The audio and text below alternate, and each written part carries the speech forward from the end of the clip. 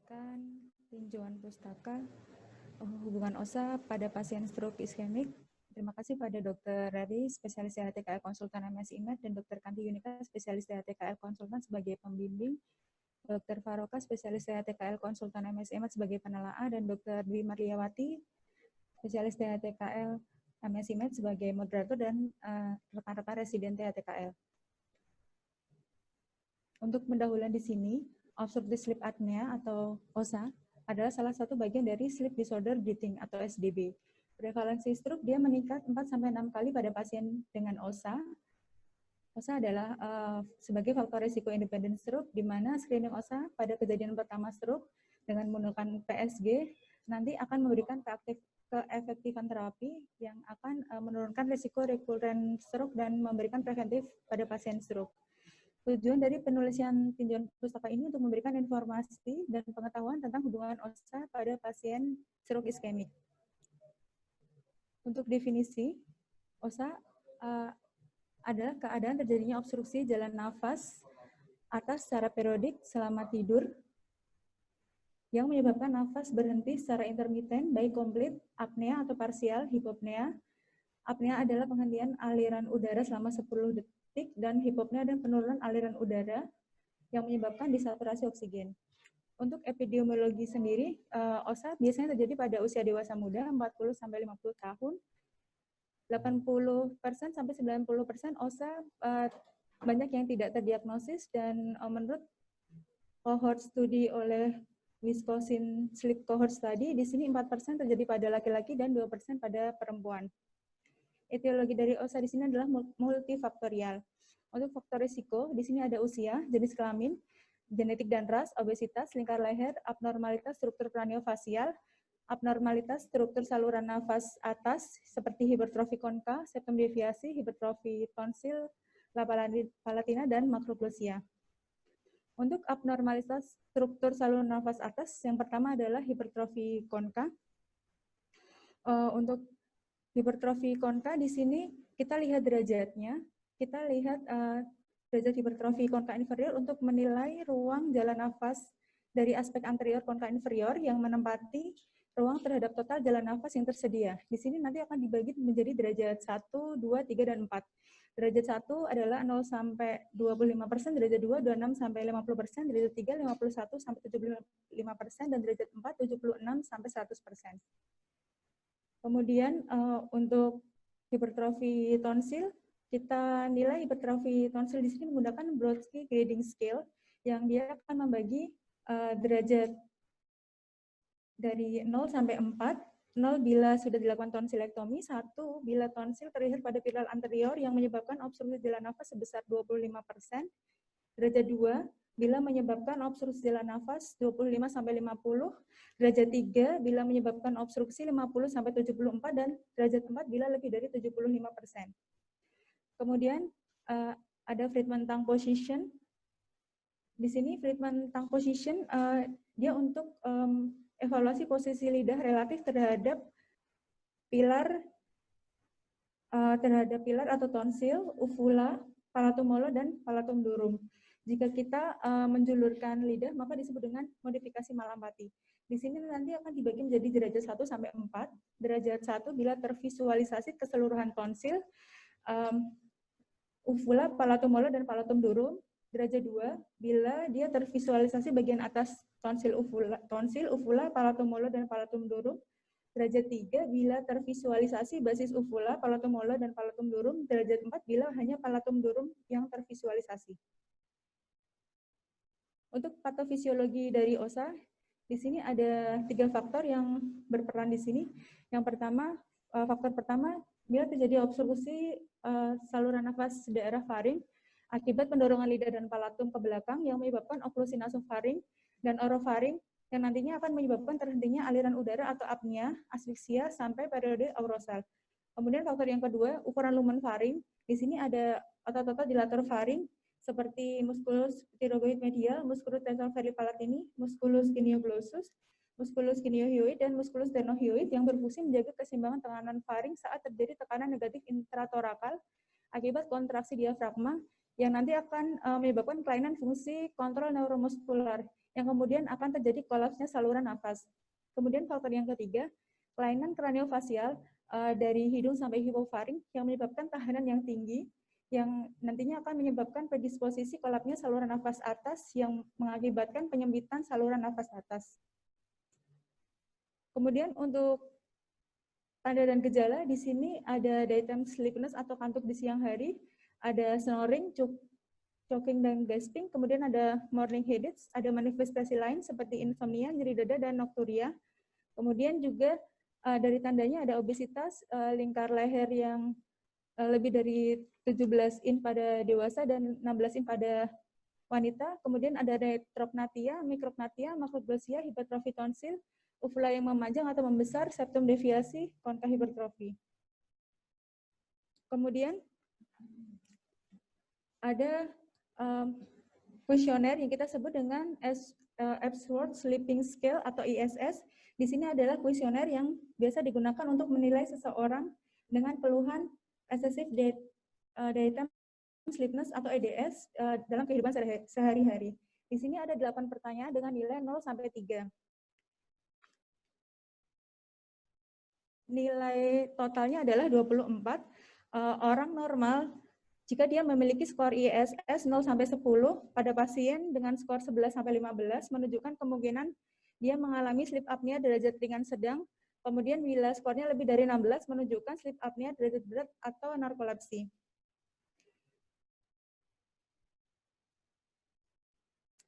Ini adalah pemeriksaan penunjang yang dilakukan untuk menilai OSA.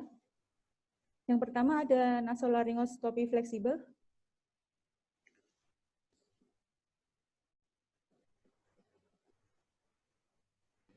Pada tahun 83, Borowski dan Sasifir pertama kali mengenalkan Muller maneuver. Di sini dia menggunakan endoskopi fleksibel melalui kafumnasi untuk mengidentifikasi saluran nafas bagian atas dan bagian retropalatal.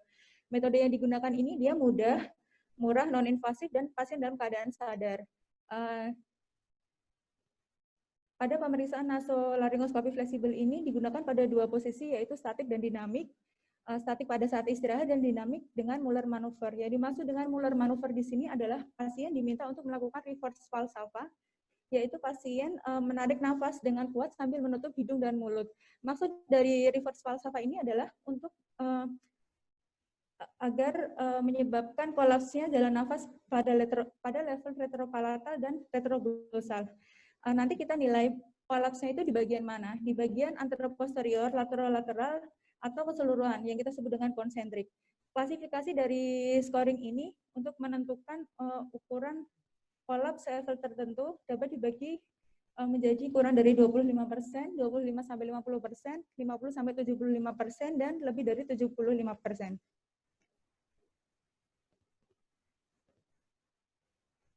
Kemudian pemeriksaan yang kedua adalah sleep endoscopy.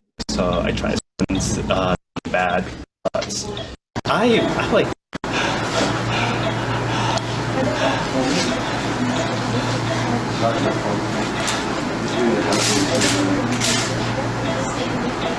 That job test resulted.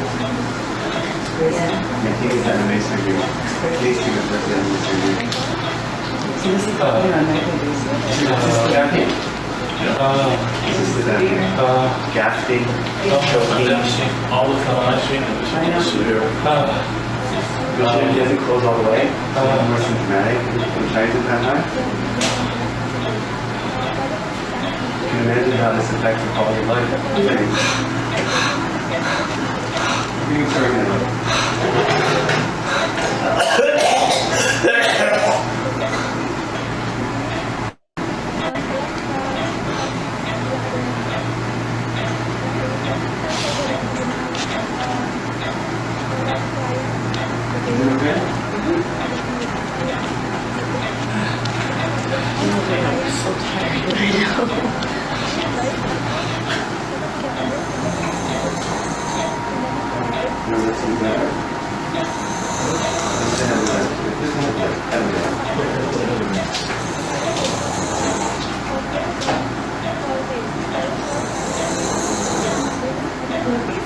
So I think 10 is good for spin profile. Because I think we have two levels of abstraction, the tongue and the palate. So here's the palate abstraction here. Where this, see this? Okay, that's what abstraction is now. Now take out the device. So this is the set of abstractions here. Close it out. Close it out. Kemudian pemeriksaan selanjutnya adalah PSG. PSG di sini adalah gold standard atau baku emas dari pemeriksaan OSA. Istilah-istilah pada PSG yang pertama adalah apnea. Apnea adalah fase berhentinya nafas pada saat tidur yang berlangsung minimal 10 detik yang terukur dengan tidak adanya aliran udara pada sensor aliran udara. Kemudian ada hipopnea, yaitu periode respirasi dengan reduksi 50% aliran udara atau reduksi udara kurang dari 50% disertai dengan desat 3% atau pasien terbangun. Kemudian saturasi O2 adalah saturasi O2 rata-rata pada saat tidur yang terukur dengan pulse oximetry. Kemudian LSAT atau low saturasi oksigen.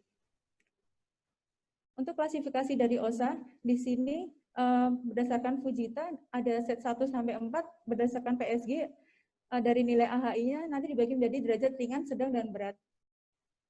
Untuk tata laksana OSA dibagi menjadi 2, tata laksana non-bedah dan tata laksana bedah. Tata laksana non-bedah dengan modifikasi perilaku, yang kedua penurunan berat badan, yang ketiga obat-obatan, yang keempat CPAP dan oral appliance. Untuk tata laksana bedah, kita lihat dari level obstruksinya. Bila level obstruksi hidung, reduksi konka, septoplasti, adenodektomi, ekstirpasi polip atau masa hidung, kemudian obstruksi orofaring bisa tonsilektomi dan adenodektomi, reseksi transoral tonsil faringeal, uvulopalatofaringoplasti, dan mandibular osteotomi. Kemudian untuk stroke iskemik, stroke di sini didefinisikan sebagai oklusi akut dari pembuluh darah intrakranial yang menyebabkan berkurangan aliran darah ke wilayah otak yang disuplai. Untuk epidemiologi dari stroke iskemik, 10% kematian di dunia, penyebab kematian nomor 3 adalah penyakit jantung koronik dan kanker, dan di Indonesia prevalensinya pada stroke iskemik yang didiagnosis ada 7 per 1000 penduduk, dan yang dengan gejala stroke iskemik ada 12,1 per 1000 penduduk. Untuk faktor risiko dari stroke iskemik, ada yang tidak dapat dimodifikasi seperti usia, jenis kelamin, ras, dan riwayat keluarga. Kemudian ada yang bisa dimodifikasi seperti hipertensi, merokok, dislipidemia, DM, obes, alkohol, AF, kemudian di sini ada SDB atau OSA. Tujuan dari terapi stroke adalah memulihkan perfusi ke jaringan yang mengalami infark dan mencegah serangan stroke berulang. Hubungan OSA dengan stroke iskemik, di sini untuk prevalensi OSA pada stroke iskemik, pada penelitian yang dilakukan Ivergen G et al. Pada pasien stroke yang mengalami OSA derajat ringan atau AHI lebih dari 5, di sini ada 86%. Kemudian pasien stroke yang OSA derajat sedang atau AHI 15, dia ada 51%, dan pasien stroke yang dengan OSA derajat berat AHI lebih dari 30, dia ada 32,5%. Sepertiga dari pasien stroke adalah lanjutan dari stroke sebelumnya. OSA pada pasien stroke jika tidak diobati akan menyebabkan stroke yang berulang. Kemudian pasien stroke harus di-screening OSA pada saat pertama kali dia terjadi serangan stroke dengan menggunakan PSG. Dan selanjutnya manajemen OSA adalah kunci preventif pada pasien stroke. Kemudian OSA sebagai faktor risiko stroke iskemik, di sini ada studi observasional dan cross-sectional. OSA meningkatkan risiko stroke iskemik. OSA yang tidak diobati secara signifikan dikaitkan dengan peningkatan kematian penyakit cerebrovaskuler. Dan penelitian prospektif longitudinal yang memeriksa geriatri pada usia 70-100 tahun menunjukkan pasien OSA dengan AHI lebih dari 30, di sini dia meningkatkan insiden stroke daripada dia yang tanpa OSA. Pasien stroke dengan OSA memiliki prognosis yang lebih buruk, mengalami rawat inap yang lebih lama, dan menghabiskan lebih banyak waktu rehabilitasi. Untuk patofisiologi OSA pada stroke iskemik, terdapat hubungan mekanisme patofisiologi yang mendasari hubungan OSA, stroke, dan CFD atau cardiovascular disease. Hipoksemia berulang pada OSA menyebabkan peningkatan peradangan, aktivasi simpatik, dan pembentukan radikal bebas yang menyebabkan disfungsi endotel, agregasi trombosit, dan perubahan aliran darah otak. Pada penelitian menunjukkan bahwa OSA dapat menjadi faktor resiko penyebab silent brain infarct atau SBI.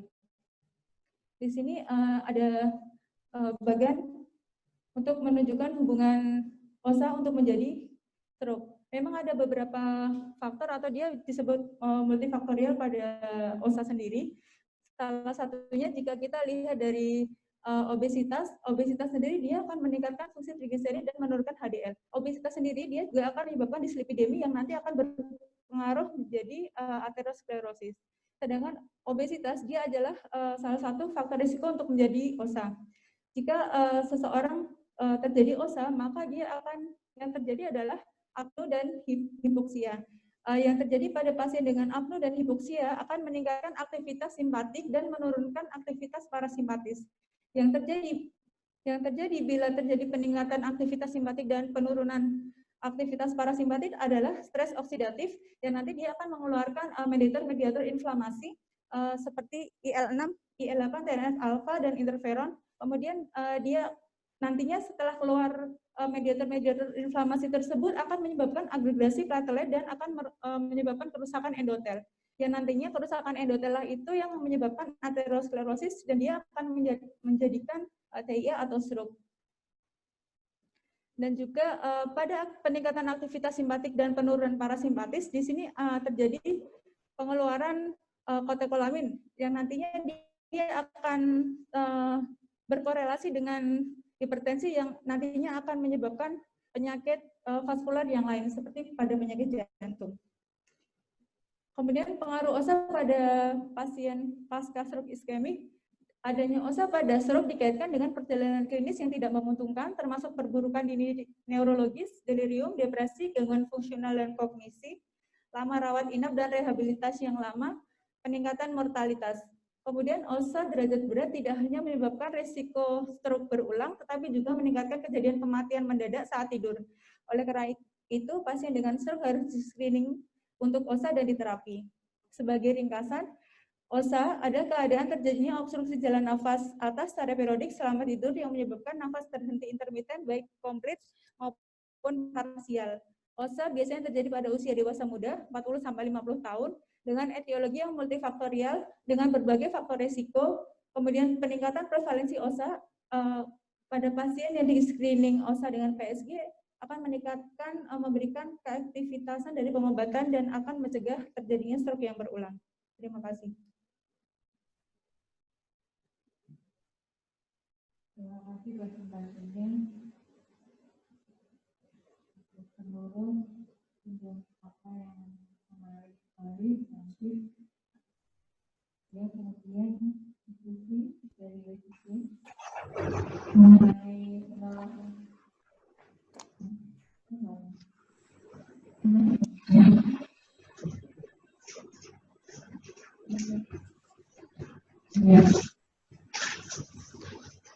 selanjutnya diskusi dari resiko silakan mengenai materi Dr. Santo.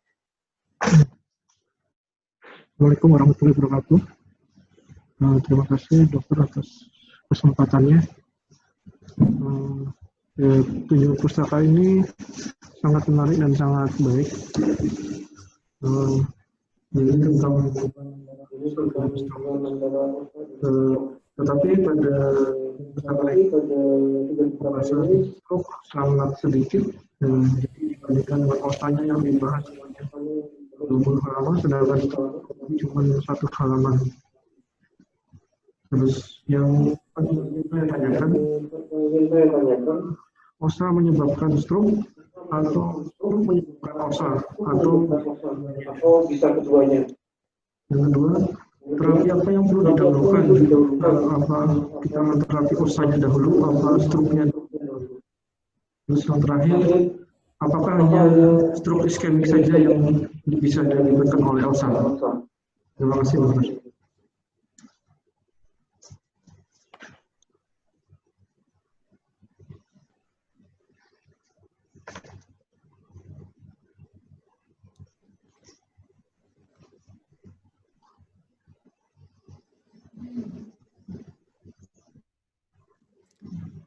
Assalamualaikum warahmatullahi wabarakatuh. Terima kasih kepada Dr. Sano, di sini ada pertanyaan yang pertama. Yang pertama adalah OSA apakah dia menyebabkan stroke atau stroke yang dia akan menyebabkan OSA. Jadi berbagai kajian saya baca di sini dijelaskan OSA dia menjadi salah satu faktor risiko untuk terjadinya. Jadi dengan adanya OSA dia akan memberikan peluang atau prevalensi yang lebih tinggi pada seorang untuk menjadi stroke iskemik. Kemudian untuk terapi yang didahulukan apakah terapi OSA-nya atau terapi stroke-nya, di sini dilihat dari kapan pasien itu datang. Jika pasien tersebut datang dalam keadaan stroke iskemik dan keadaan itu akut, maka kita akan berikan terapi pada stroke iskemiknya dulu. Kita hilangkan faktor akutnya, baru setelah itu kita cari faktor risikonya apa aja. Salah satu faktor risikonya jika kita temukan OSA, nanti kita akan cari tahu OSA-nya itu dia pada level mana obstruktifnya, baru setelah itu kita akan lakukan tindakan, bisa tindakan bedah atau tindakan bedah. Jika pasien datang ke kita sebelum terjadi stroke, maka untuk mencegah supaya tidak terjadi stroke, maka kita lakukan penata laksanaan pada OSA. Kemudian yang terjadi pada OSA apakah stroke iskemik saja atau mungkin stroke yang lain. OSA bisa terjadi stroke iskemik aja atau mungkin stroke perdarahan gitu atau stroke lain. Jadi dari patofisiologi dari OSA untuk menjadi stroke iskemik di sini dijelaskan ada OSA yang nantinya akan terjadi kerusakan endotel agregasi pada pembuluh darah, nanti dia aterosklerosis.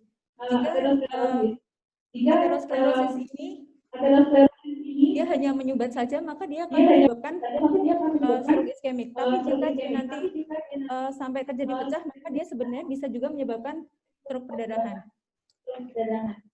Terima kasih.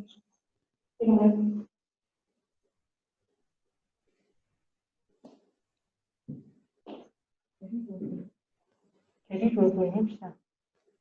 Bisa, Dok. Nah, ada mungkin dominan yang mana nggak bisa ya? Maksudnya mana yang menyebabkan atau yang komplikasi? Pasti dominan yang mana? Mohon izin Dok, untuk dominan antara stroke iskemik atau stroke perdarahan saya belum cari lebih lanjut Dok. Mungkin nanti akan saya tambahkan Dok. Mungkin epidemiologinya Bu Nurul, mana yang lebih sering terjadi antara yang hemoragik sama yang iskemik.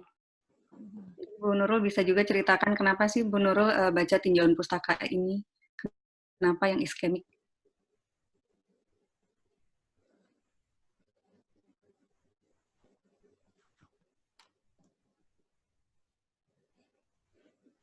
Izin menjawab Dok. Untuk prevalensi yang lebih sering antara stroke iskemik dan stroke hemorrhage, saya memang belum mencari lebih detail Dok. Untuk alasan saya kenapa stroke iskemik, karena pada pasien OSA dia akan memang lebih sering terjadinya stroke-nya yang lebih iskemik Dok daripada yang perdarahan. Cuman seberapa banyak prevalensinya saya belum cari Dok. Ini yang bahan untuk penelitian kan, Bu Nurul? Iya Dok. Ya, nanti yang penelitian yang iskemik apa hemoragik? Iskemik Dok. Iskemik. Kenapa yang iskemik? Karena latihan dia proposal nih. Karena jadi sekilas beberapa jurnal yang saya baca lebih sering OSA untuk terjadinya stroke iskemik daripada perdarahan Dok. Tapi dua-duanya dia bisa. Lebih sering terjadi hemoragik. Oke, itu salah satu jawaban, cuma angkanya belum dicari ya. Ya, itu nanti dimasukkan ke proposal ya. Iya Dok.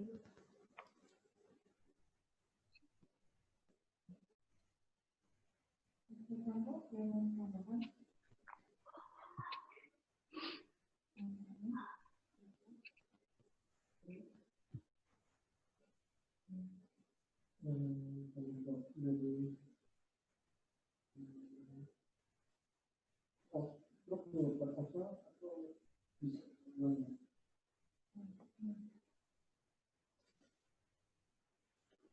izin dok, kalau yang dari saya baca, dia dari OSA, dia akan menyebabkan stroke karena OSA adalah faktor resiko untuk terjadinya stroke.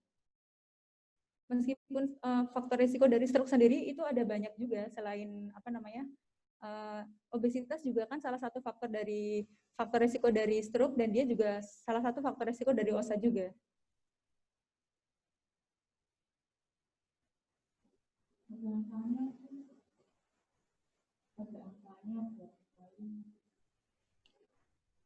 Untuk OSA menjadi stroke ischemic ya dok?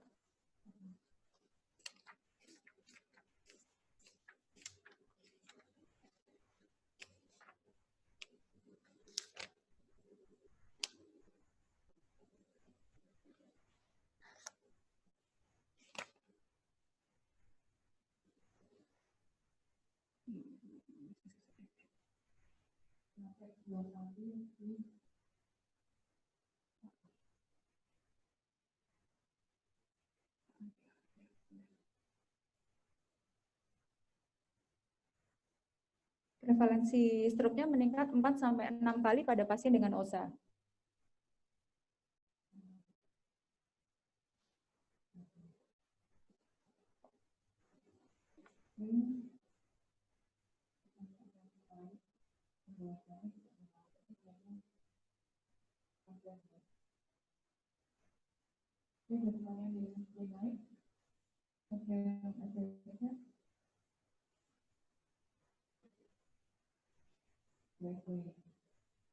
Belum ada.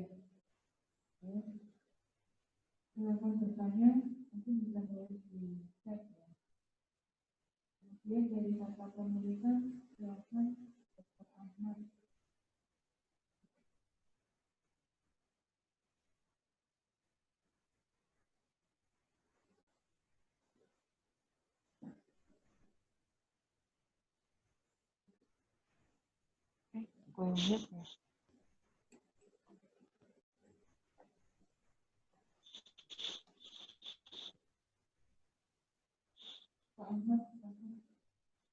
Pak Ahmad, silakan.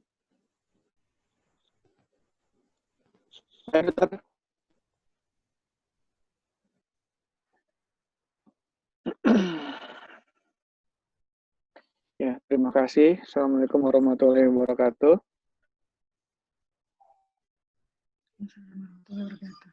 Ya. Izin pada pagi ini saya coba untuk menelaah untuk kata penulisan dari Dr. Nurul. Ini pada prinsipnya untuk penulisan sudah cukup baik.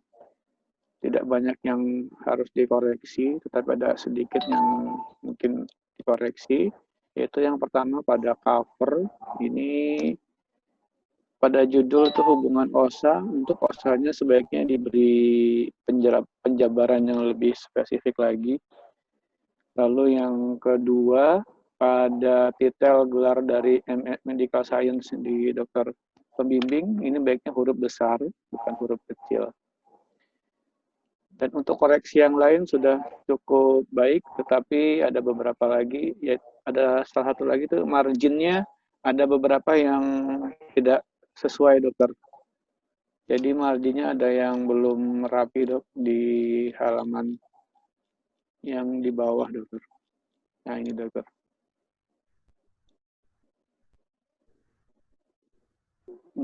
Cukup koreksi dari saya dokter, yang lainnya sudah cukup baik dokter. Ya, terima kasih. Yang tadi nggak banyak koreksi.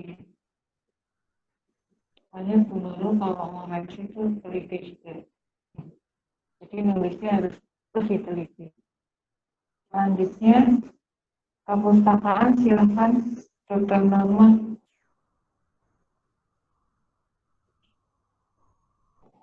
Assalamualaikum warahmatullahi wabarakatuh.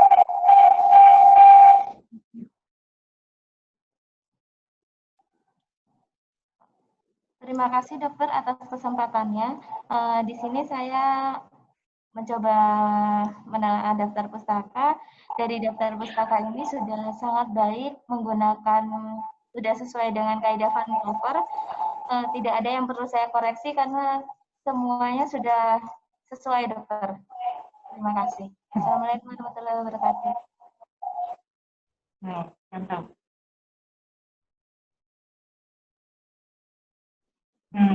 Tinjau pustakanya sudah mantap nih. Tinggal maju proposal ya. Daftar pustakanya sudah banyak. Mantap. Jadi kalau mau maju proposal bisa tinggal pustaka dulu ya. Jadi nyicil nyari daftar pustakanya. Oke, terima kasih. Dr. Normal ada koreksi. Selanjutnya dari Dr. Faruka, mungkin ada yang ditambahkan, Dokter? Dr. Nurul, untuk persiapan untuk membuat proposal tesisnya. Jadi ini tapi ada beberapa yang di depan itu epidemiologinya belum dimasukkan, termasuk misalnya kemarin itu dari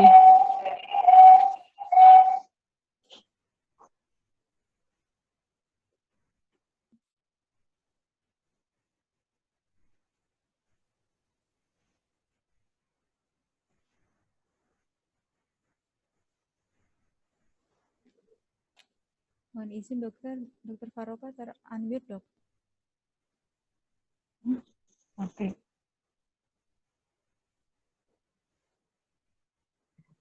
Dengar nggak ya? Baru dengar dok. Dengar ya? Dok. Udah dengar ya? Ya, tak ulangin lagi untuk pendahuluan epidemiologinya belum masuk, termasuk yang pernah dilakukan sama Windy itu sebaiknya dimasukkan karena sudah masuk ke ICTMHS, kan sudah dipublikasikan. Itu resmi bisa digunakan sebagai referensi. Belum disinggung-singgung ya di sini, apapun hasilnya ya sesuai yang sudah diperoleh ya, dimasukkan di situ. Enggak apa-apa kalau memang kan sebagai referensi. Baik dok. Di situ, ya. Kemudian ada ini, untuk itu halaman masih pendahuluan ya, ada kalimat yang kurang pas menurut saya. Untuk itu semua pasien stroke di screening OSA pada saat kejadian stroke yang pertama kali menggunakan PSG. Nah ini menurut siapa? Tentunya tidak hanya citasi yang di belakang ditulis, tapi ini untuk itu siapa? Dari siapa? Ya harus dikasih. Ya dari peneliti siapa misalnya atau dari departemen mana itu sudah dibakukan bahwa kalau ada stroke akan dilakukan PSG ya. Kalimatnya yang kurang pas nanti dibetulkan dulu itu maksudnya gimana. Sama tadi pertanyaannya yang ditanyakan sama siapa tadi ya, kenapa milih iskemik misalnya ini kan pasien stroke iskemik seharusnya disinggung sedikit kalau untuk tinjauan pustaka tidak terlalu banyak. Stroke itu apa saja, ya. Kemudian kalau dipilih iskemik dengan alasannya apa, yang ada hubungannya dengan OSA. Tadi sudah sebagian sudah dijelaskan Dokter Kanti. Nanti sedikit saja kalau untuk TP ini dimasukkan stroke itu apa saja, yang ada hubungannya dengan OSA itu yang mana yang lebih banyak, ya. Cukup bagus sebenarnya. Terus kemudian ini penulisannya. Sekalian membetulkan ada gejala dan tanda halaman 13. Itu kan poin 2.1.6. Kemudian dibuat poin tersendiri lagi tentang ESS 2.1.7. Artinya ESS itu adalah bagian dari gejala dari OSA, ya. Mestinya gejala dan tanda yang ESS itu dikasih poin lagi dari bagian poin 6. Ya enggak? Bukan tersendiri. Dia masih ada hubungannya dengan gejala dan tanda. Kemudian dari kuesioner-kuesioner yang ada itu ya dicantumkan semua meskipun yang sering digunakan ESS kamu cantumkan hanya ESS. Misalnya ada Stobeng, ada Stop, ada Berlin itu masukkan di situ, ya. kuesioner untuk mendeteksi adanya OSA, ya gejala OSA itu apa saja, kuesionernya dimasukkan di situ. Ya, misalnya pada anak sama dewasa itu kamu cantumkan di situ apa saja. Ya nggak usah lengkap kalau untuk TP ini, nanti kalau untuk itu harus lengkap untuk proposal.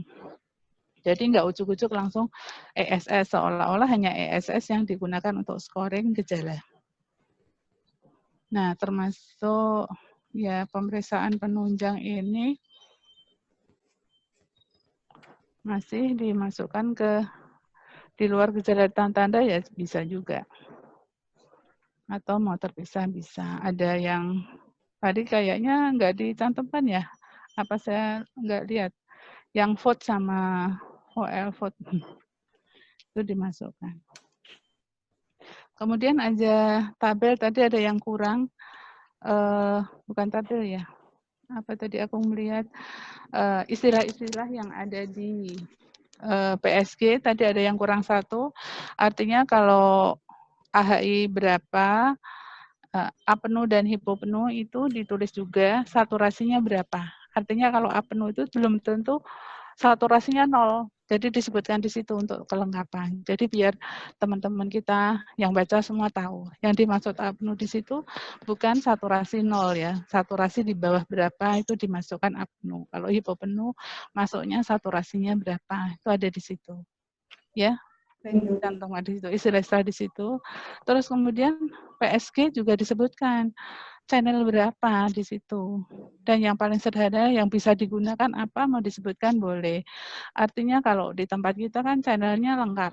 Artinya ada EEG juga, ada posisi tidur, ada efisiensi tidur, selama tidur itu berapa jam, pemeriksaannya harus minimal berapa jam, itu dimasukkan tapi diringkas kalau untuk TP ini. Ditambah itu ya.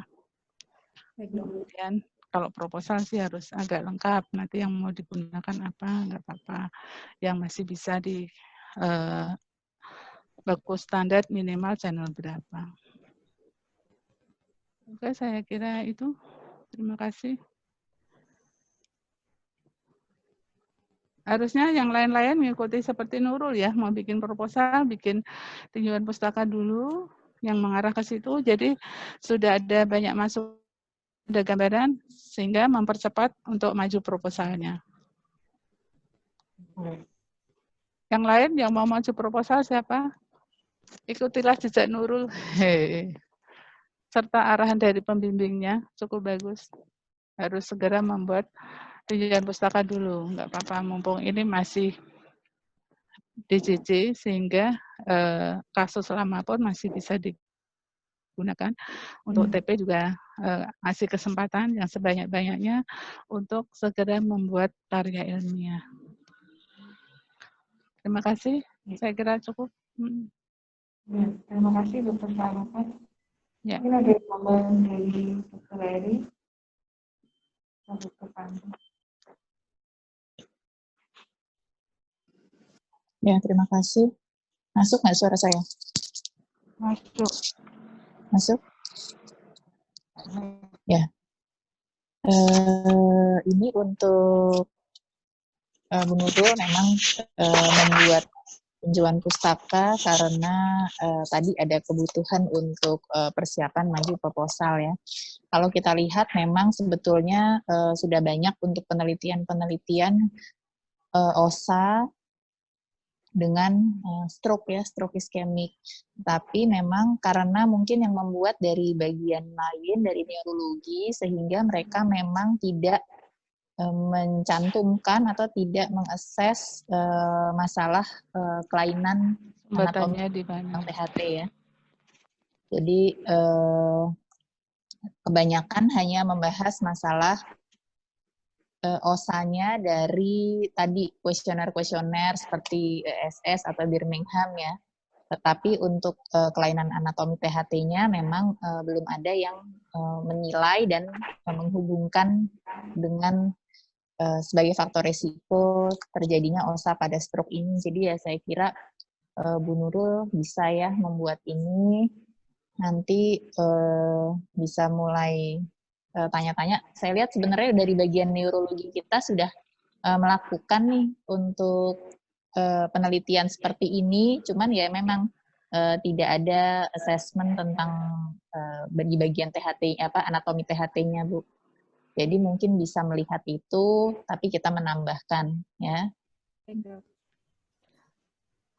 Oke, saya rasa itu. Kemudian tadi kalau hubungannya OSA dengan stroke, apakah stroke iskemik atau stroke hemoragik, memang bisa keduanya. Tetapi kenapa diambil yang stroke iskemik? Satu, tadi secara epidemiologi lebih banyak yang iskemik, dan kedua, hubungannya antara OSA dengan stroke ini, kalau untuk stroke iskemik, dia hubungannya langsung ya, Bu. Kan bisa dilihat di alur yang patofisiologinya. Dia tadi berhubungan dengan kejadian yang agregasi platelet dan kerusakan endotel, terjadi sklerosis, kemudian terjadi stroke, dalam hal ini stroke yang iskemik.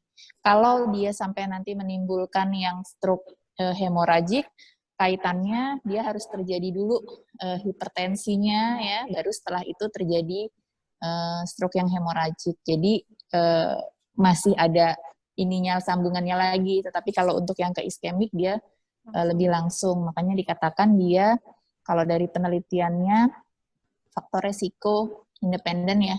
Dia terjadinya OSA dan juga terjadinya OSA kepada stroke dan juga terjadinya stroke ulangan.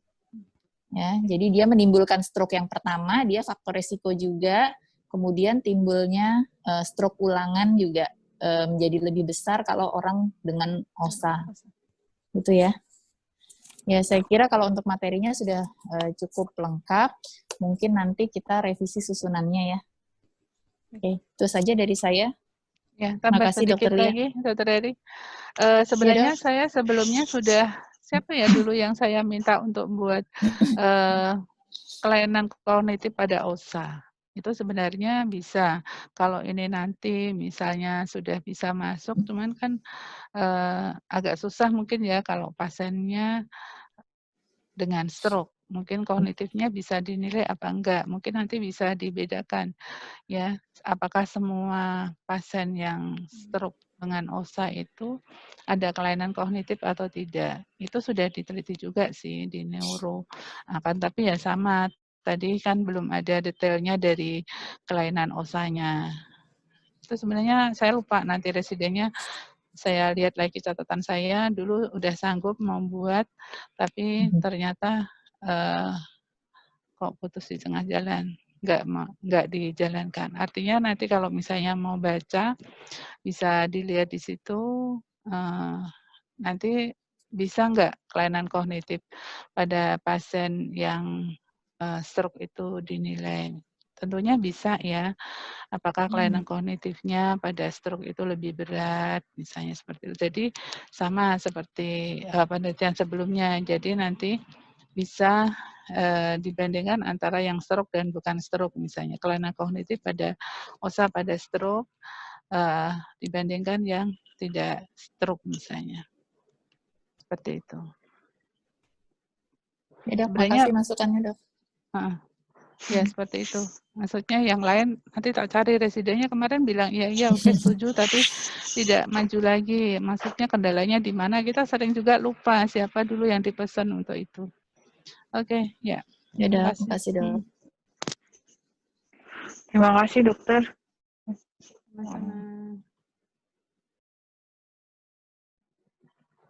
Dari ini lanjut apa? Kuliah online ya? Dari Dokter Kanti ada tambahan?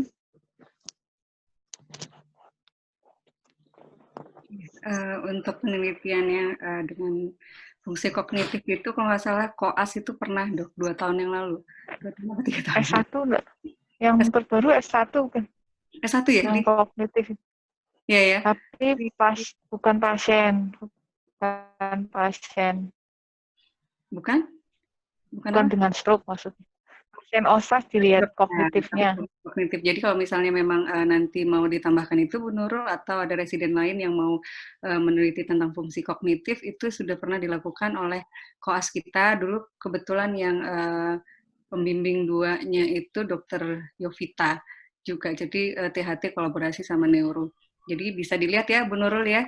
Neuro juga sudah bikin tesis, udah jadi tesisnya. Dokter. Nggih, heeh. Sudah lulus kayaknya, orangnya udah lulus. Ya, Saya pernah habis saya lihat dia, malah aku lihatnya di mana ya dia pas itu habis pembacaan apa-apa katanya ininya masih, oh iya Dek ini masalah OSA dengan ini gitu. Terus, oh iya ya bisa untuk THT ya gitu. Terus saya langsung ketemu residen yang pembimbingnya saya dengan siapa gitu. Udah Mbak kamu bikin itu, saya bilang gitu. Jadi memang kita sudah banyak ya berarti Bu Nurul, jadi bisa melihat dari koas itu, terus juga dari residen neuro yang Iya. sudah melakukan penelitian itu, jadi Kan bisa namanya dijadikan. sebenarnya gini, teman-teman kita itu kayaknya agak nggak tahu ya, sungkan apa malas untuk melihat di perpustakaan seputar THT seputar Karyadi aja masih agak malas ke situ gitu loh. Sebenarnya ada apa? Kalau ya terus terang kalau kita dulu karena mungkin internet masih jarang menggunakan dan ini ya kita malah justru lihatnya dari perpustakaan-perpustakaan departemen lain atau KSM lain seperti itu. Tapi anak sekarang kayaknya teman-teman kita itu agak sungkan atau gimana. Padahal namanya perpustakaan kan terbuka ya. Untuk siapa saja bisa. Ada yang bisa dipinjam, ada yang tidak. Kalau enggak ya dibaca di situ. Ada banyak juga yang nggak boleh difotokopi, habis itu langsung kembalikan, boleh kok. Bisa. Ya, seperti itu. Nanti pustakawan yang untuk, berarti kalau residen kan juga sama ya, ada di perpustakaan Undip. Nanti Mbak siapa namanya, Mbak Heni ya kalau nggak salah ya, yang di pustakawan Undipnya itu. Kalau mau di sana malah lebih lengkap ya, semuanya tesis ataupun ini koas kan ada di sana semua ya. Tinggal buka ininya, katalognya, malah langsung ketemu malahan. Udah computerized malah, jadi kalau Iya, katalognya lewat komputeris. Kayak UGM udah lama banget tuh zaman saya residen ke UGM udah nyarinya lewat situ komputer udah langsung diambilkan gitu. Kan sebagian besar kayaknya udah di repositori ya, Bu Nurul. Coba di search deh. Baik, Dok. Ya, jadi hasil-hasil penelitian sebelumnya yang sudah pernah dilakukan di Undip bisa dimasukkan sebagai referensi. Terima kasih, Dokter. Terima kasih, Dr. Farofa. Oke, matur nuwun, Dokter. Ya. Terima kasih, semoga sehat selalu, sukses selalu. Assalamualaikum. Waalaikumsalam. Jadi koreksinya nanti ditambah penjelasan mengenai stroke sedikit, kemudian OSA dengan stroke iskemik, ya mungkin bisa ditambah jurnal-jurnal yang sudah dipublish.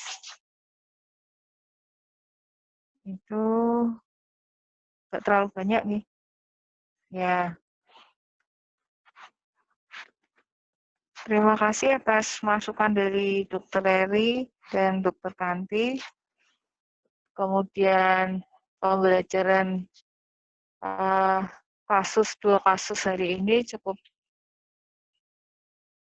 menarik. Kasus sama tinjauan pustaka ya. Jadi belajarnya bisa masuk, jadi tidak terkotak-kotak ya. Tidak bisa mengingat kembali. Oke, saya rasa cukup sekian presentasi departemen hari ini. Silakan ditutup, Dr. Nurul. Terima kasih. Pada kesempatan siang hari ini saya telah membacakan tinjauan pustaka departemen dan selanjutnya saya tutup dengan hamdalah. Alhamdulillahirabbil alamin. Wassalamualaikum warahmatullahi wabarakatuh.